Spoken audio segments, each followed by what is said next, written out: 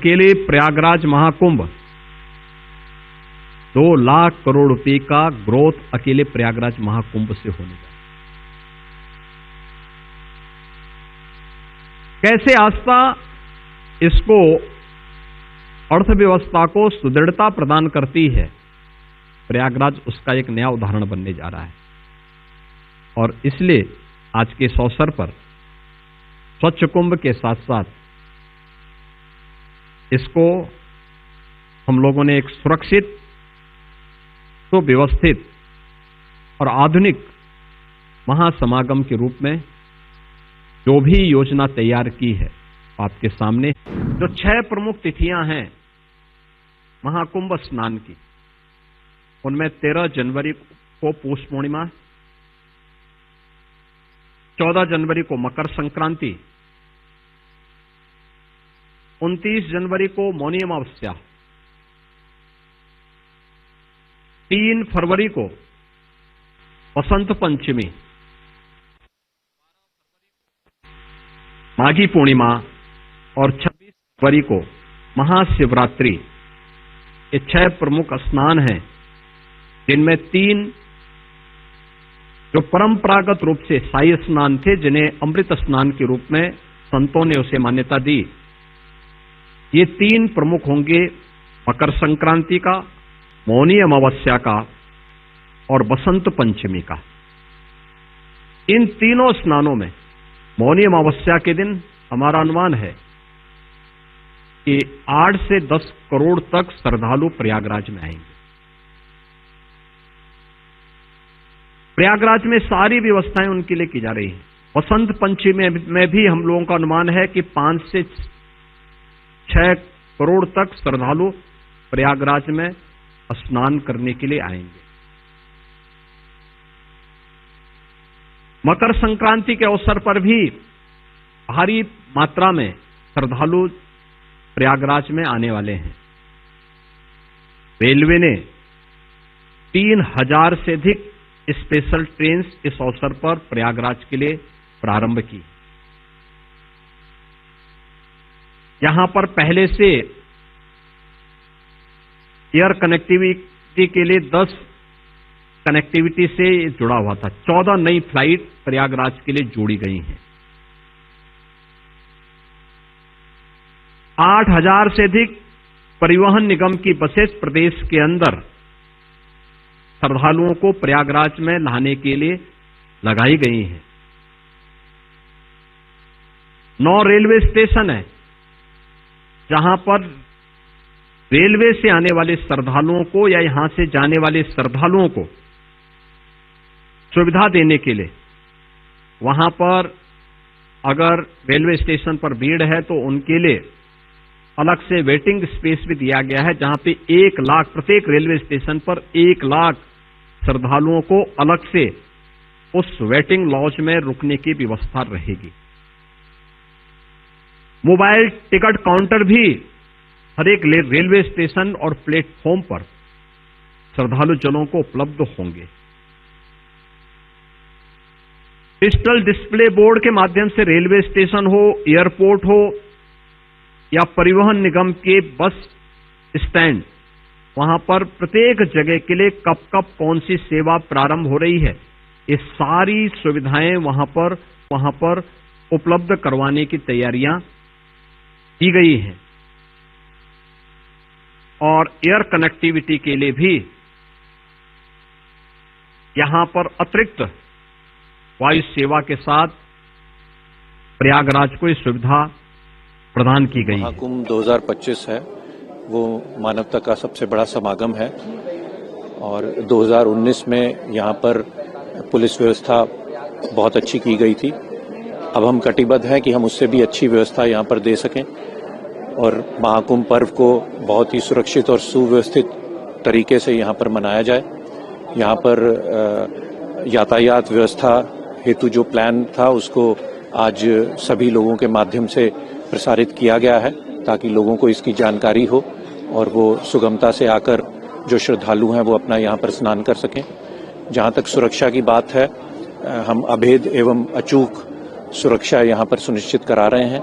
इसमें हमने एक 7 लेयर सिक्योरिटी स्कीम को लागू किया है, जिसमें डिफरेंट लेवल्स पर लोगों की चेकिंग की जाएगी और जो संदिग्ध व्यक्ति हैं उनको आइडेंटिफाई किया जाएगा।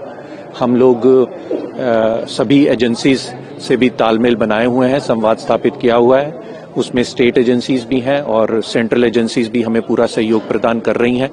हम लोग सुनिश्चित करा रहे हैं कि हम टेक्नोलॉजी का भी भरपूर प्रयोग करें, AI इनेबल्ड सिस्टम्स का भी प्रयोग करें। CCTV कैमरास जो हैं वो पूरे शहर में और मेला क्षेत्र में लगभग 2700 कैमरों का इस्तेमाल किया जा रहा है, जिनमें से विभिन्न कैमरे हैं जो हमें व्हीकल्स के बारे में भी जानकारी देंगे। साथ ही साथ उन कैमरास से हम फेशियल रिकॉग्निशन सिस्टम्स को यूज करते हुए कुछ anti social, anti national elements हैं उनको भी आइडेंटिफाई करेंगे। विभिन्न प्रकार के अभियान भी हमारे द्वारा मेला क्षेत्र में और शहर क्षेत्र में चेकिंग के चलाए जा रहे हैं और कुल मिला के हम विभिन्न ऐसे कदम उठा रहे हैं जिससे हम सुनिश्चित करें कि बहुत ही सुरक्षित ढंग से यहाँ पर महाकुंभ पर्व को संपन्न कराया जाए।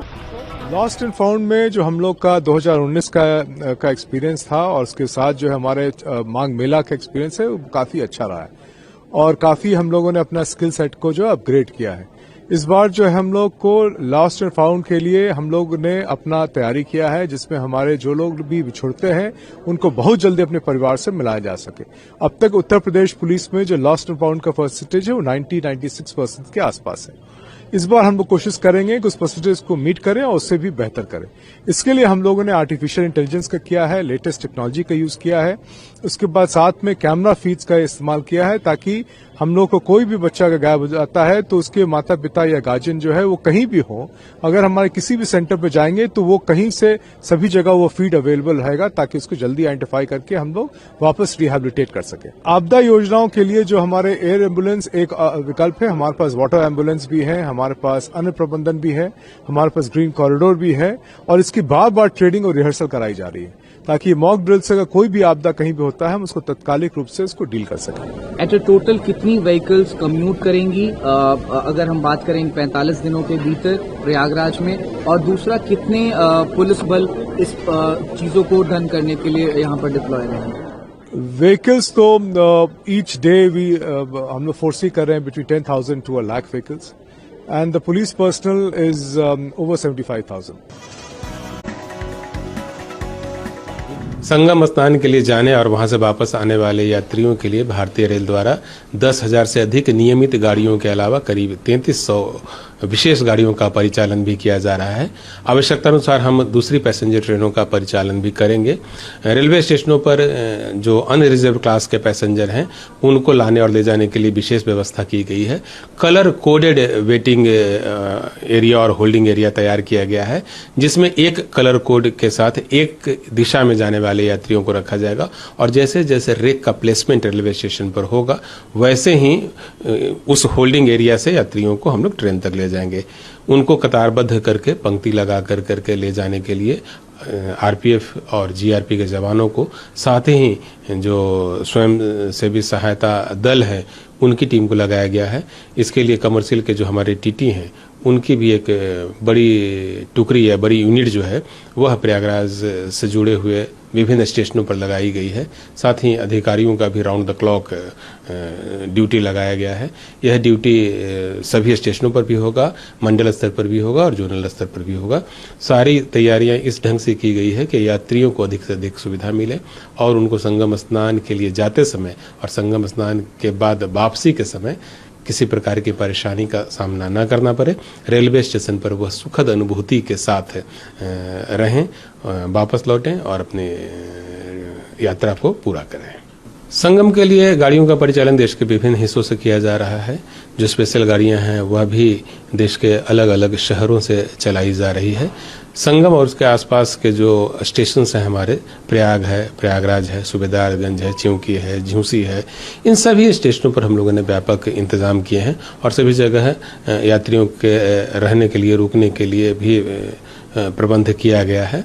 साथ ही जो हमारी दूसरी यूनिट्स हैं जैसे आईआरसीटीसी है उनके द्वारा प्रयागराज में टेंट सिटी लगाया गया है जहां पर कि यात्री ठहर सकते हैं। संगम स्नान के बाद यात्रियों को प्रयागराज से वापस उनके गंतव्य स्थान पर ले जाने के लिए प्रबंध जो है वो अच्छे तरीके से किए गए हैं। मैंने आपको बताया कि कलर कोडेड होल्डिंग एरिया तैयार किया गया है। 4 रंग का अलग अलग कलर कोडेड शेड है जिसमें यात्रियों को प्रतीक्षारत रखा जाएगा, और जब उनकी गाड़ी प्लेटफॉर्म पर प्लेस हो जाएगी, हमारी कोशिश होगी कि अनरिजर्व क्लास की जो गाड़ियां हैं उनका प्लेसमेंट प्लेटफॉर्म नंबर 1 पर हो, ताकि उनको FOB का यूज न करना पड़े। तो वह प्लेसमेंट के बाद यात्रियों को पंक्तिबद्ध तरीके से RPF और GRP की सहायता से कोच तक पहुंचाया जाएगा, और उनको पंक्ति तोड़ने की इजाज़त नहीं होगी, किसी प्रकार के भागदौड़ की इजाज़त नहीं होगी। सब कुछ नियमित और अनुशासित ढंग से करने के लिए अधिकारियों की और रेलवे के सुरक्षा बल के जवानों की तैनाती स्टेशनों पर की गई है। यात्रियों की सहायता के लिए सभी स्टेशनों पर मेडिकल बूथ बनाए गए हैं, और साथ ही एक छोटा सा हॉस्पिटल आप कह सकते हैं कि वह तैयार किया गया है, जहां राउंड द क्लॉक हमारी मेडिकल टीम की ड्यूटी रहेगी। डॉक्टर रहेंगे, नर्स रहेंगे, कंपाउंडर रहेंगे और सपोर्ट टीम के स्टाफ रहेंगे। वहां पर फर्स्ट एड के साथ साथ कोई गंभीर बीमारी भी किसी को होती है तो उसके इलाज की भी व्यवस्था की गई है। पैरेलली एम्बुलेंस की भी व्यवस्था सभी जगह की गई है, और अलग अलग हॉस्पिटलों के साथ स्टेट गवर्नमेंट के साथ मिलकर के हम लोगों ने एक इमरजेंसी प्लान चॉकआउट किया है। उसकी मदद से हम यात्रियों की सेवा और सहायता करेंगे।